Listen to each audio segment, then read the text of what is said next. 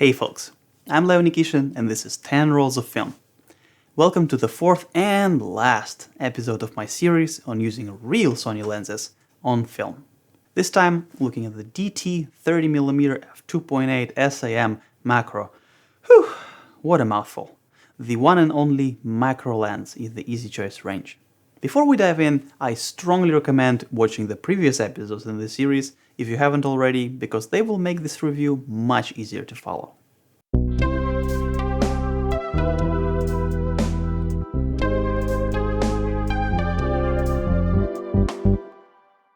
I would describe this lens as the wild card, or perhaps the Marmite of Easy Choice range. Because depending on your perspective and on what and how you tend to shoot, this lens will either make you very happy or wish it never existed. As always with Easy Choice lenses, the exterior is by far the least exciting part, so let's get it out of the way. The 30mm f2.8 macro looks, feels and moves exactly like its longer cousins. Same old plastic build, down to the lens mount, same manual focus switch, do not use one on the camera, the same focus ring that feels decidedly meh. The lens is very light, has a 49mm filter thread, and is essentially the same size as the 50mm and 85mm lenses. I have to say, it's quite impressive that Sony managed to use the exact same barrel for all three lenses in the series. Moving on to autofocus, this is also consistent with the other lenses in the Easy Choice range. Works pretty well on my Minolta Dynex-5, with occasional hunting, but nothing criminal. The only difference is, when it does struggle to find focus and starts cycling from closest focus distance to infinity, this may take a while. It is a macro lens, so the focus distance range is considerably wider compared to its cousins. And unfortunately, unlike some other higher-end macro lenses, this one does not feature a focus limiter, which would let the lens only focus in the macro range, or vice versa, only at further distances. Which brings us neatly to the whole macro thing. Because let's face it, macro has long been a rather liberally used term, especially because there is no formal regulation or specific definition to it even. So just to get some perspective, very generally speaking, you can typically expect an SLR lens to focus more or less down to the same number of centimeters as there are millimeters in the indicated focal length. So if this 30mm lens was not a macro, we could be expecting something like 30 centimeters minimum focus distance. With wide-angle lenses designated macro or close focus or something like that, we can expect to focus closer, duh. But by how much exactly? There is a very popular Vivitar 28mm f2.8 close focus lens that was made for almost all SLR systems in the 70s and 80s, and the close focus moniker gets us down to 23 centimeters. Sigma made a 28mm f1.8 macro for most autofocus SLR mounts, including the A mount, and that lens can get as close as 20 centimeters. Now we're getting somewhere. So how is the Sony doing? This is how. The closest focus distance is 13 centimeters, and that's counting from the film or sensor plane, meaning that whatever you're focusing on at that distance will be right up against the front element of the lens. Ladies and gentlemen, we're talking 1:1 or life-size reproduction ratio here. Now, the combination of 30mm focal length and 1:1 macro seems a bit odd at first, but it starts to make a lot more sense when you remember that this lens is marked DT, which tells us that Sony made this lens for cameras with smaller APS-C size sensor. If we apply the 1.5 times crop factor, we end up with a 45mm equivalent focal length. So clearly this lens was meant to be a crop sensor equivalent of something like a 50mm macro on full frame, which is a very common type of lens that exists in most SLR mounts, including the A mount. To be honest, I wouldn't say that I use this lens for straight up macro work a whole lot. I don't really shoot all that much macro in general, except for scanning film. But the serious macro chops of this lens mean that I can simply forget about minimum focus distance and just go for whatever small detail or close-up catches my eye. I never ever find myself in a situation where I try to focus on something and then realize that I need to back off. The optical design of this lens is a bit of a puzzle. Unlike its longer cousins, 30mm f2.8 macro does not seem to have a direct predecessor among the lenses made by Minolta or anyone else, really. The only link I could find is the rear lens group, the optical elements that sit behind the aperture and towards the camera body.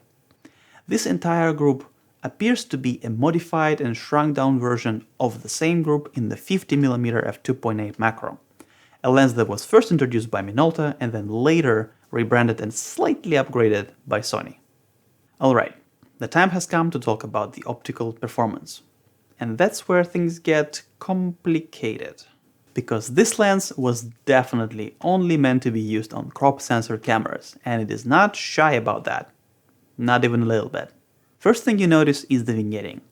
At f2.8 and focused at infinity, it is truly massive, and only a fairly small circle slap bang in the middle of the frame is unaffected. Things do improve as we stop down, but even at f11 there's still about as much vignetting as you would expect from a fast full-frame lens wide open. Manageable, but definitely noticeable, especially on evenly lit textures like the sky here. Although to be fair, this is at infinity, and things are looking better at shorter focus distances. Next up, sharpness. The center is plenty sharp already wide open, while the borders are abysmal. Not only do they get buried under heavy vignetting, but they also appear smeared and low in contrast.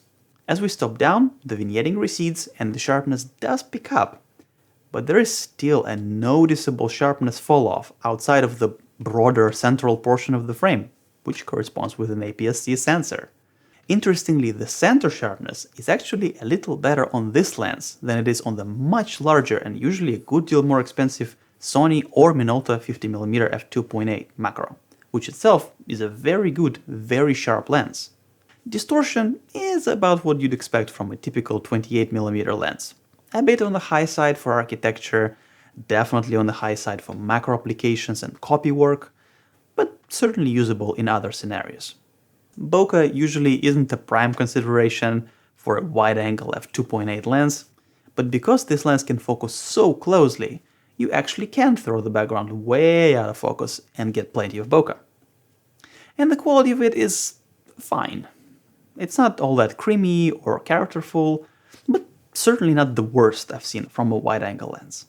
All in all, the optical performance of Sony 30mm f2.8 macro is where the Marmite nature of this lens starts to really show itself. Because on one hand, if we assess this lens from a standard lens testing perspective, expecting uniform illumination and sharpness, low distortion and smooth bokeh, this is a terrible lens.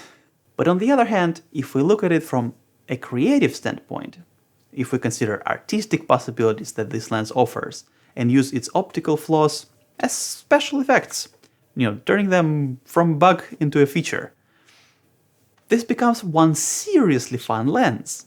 Hold up. Isn't there a fixed lens camera that has very pronounced vignetting, poor corner sharpness, and high distortion, and yet enjoys a cult following despite, or actually because of all those flaws? Oh, that's right. Let's talk competition and price. And this is going to be quite brief, because if you want a good lens in a conventional sense, almost any other lens in a similar focal length will be a better choice. Minolta 28mm f2.8, Sigma 28mm f2.8, Minolta 28mm f2 if you have the budget for it, and so on. But if you want a lens with a lot of character and full macro capability, there is no other lens like it, neither for A mount nor most other lens mounts really. Macro lenses are always a niche product and never top the charts of best-selling lenses. And since the easy choice range in general didn't exactly turn out to be the cash cow that Sony probably hoped it would be, it's no surprise that the macro lens in the range sold even worse than its cousins. What that means nowadays is that on one hand, the 30mm macro is not terribly common, but on the other, it tends to be priced quite low. eBay seems to have a good supply of these lenses priced around the €100 mark, but you can definitely find them cheaper on local sites like Craigslist, Facebook Marketplace, Marktplaats here in the Netherlands, and so on. Personally, I paid €40 for my copy, and while it was certainly a bit of a lucky find, it wasn't an exceptionally good deal. So I'd say somewhere between 40 and €80 is a decent price to aim for. The way I personally tend to use this lens is pretty similar to how I would use a typical point and shoot, or indeed a toy camera like a Holga. And it has less to do with technical aspects and more with the mentality, the mindset. Because when I choose to take this lens, I let go. I am no longer in pursuit of technical perfection. Instead, I embrace the quirks. And when that happens, I sure do have fun. That's it, folks. Hope you enjoyed the episode, and who knows, maybe even the entire series. And if you did, please do give this video a thumbs up, leave a comment, perhaps with a topic suggestion for future videos, and subscribe for more content on all things photography and film. Till next time.